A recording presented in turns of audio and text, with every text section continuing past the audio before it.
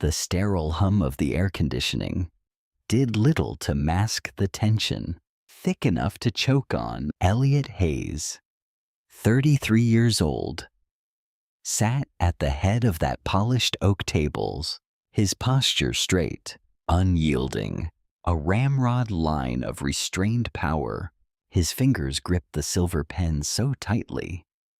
It was almost a silent battle, a force barely contained. Across from him, Mr.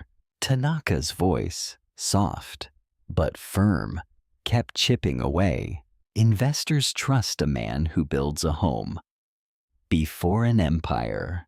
Those words landed like ghosts from his past, his father's old judgment, his ex-fiancée's parting shot.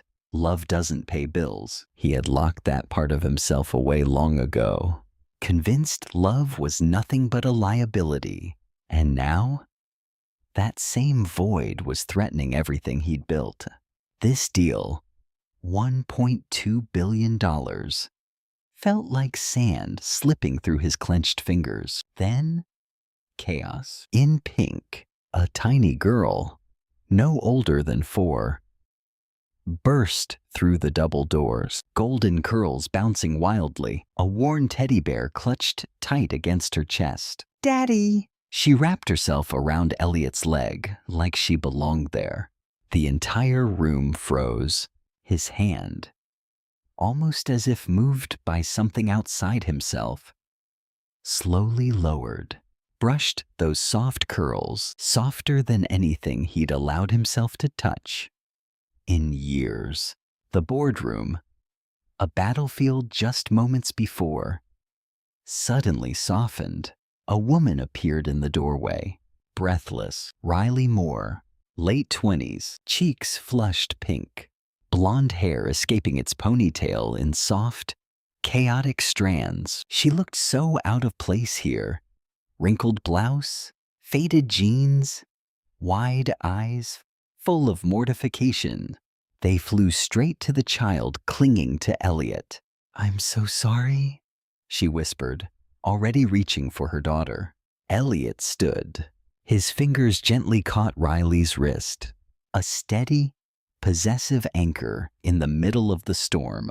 "Wait," he murmured, his voice low, meant only for her. He leaned closer, the faint scent of his cologne, crisp, like a distant ocean, brushed against her. "Here's $10,000. Be my fiancé for 1 week." Her breath caught. "What?" His grip tightened, just barely. "Just for this deal. No touching, no lies to your daughter. Play along, please." Riley stared at him. A frantic calculation raced behind her eyes. Emma's weak lungs, the doctor's quiet warning, that $6,000 machine they couldn't afford. This stranger was offering more than she made in 6 months. Her gaze dropped to Emma, glowing with innocent joy. And just like that, the decision settled inside her. "All right," she breathed. The word felt like a pact signed in shadow. "Just a week." He gave one small nod. Then, never breaking eye contact, he slid his fingers between hers, his palm warm, steady, surprisingly comforting. "Gentlemen," he announced, voice smooth again, confident. "Allow me to introduce my fiancé, Riley." Polite clapping rippled through the room. Riley stood stiff, her palm damp against his, forcing a smile that felt glued in place. Emma, completely oblivious to the tension swirling around her, climbed onto a chair, reached up toward Elliot's neck. "Daddy smells like pancakes and sunshine." She planted a loud kiss on his cheek. Elliot froze. The room collectively held its breath. "Mr. Tanaka leaned toward his assistant, voice quiet but clear. "A man loved by a child that way must have a good soul." The air shifted, warmed. The contract was signed. Flashbulbs popped. Riley, hand still locked in Elliot's, felt her shaky smile somehow hold.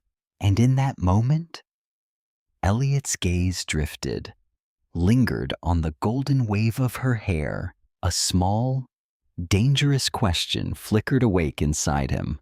What if this wasn't just a role,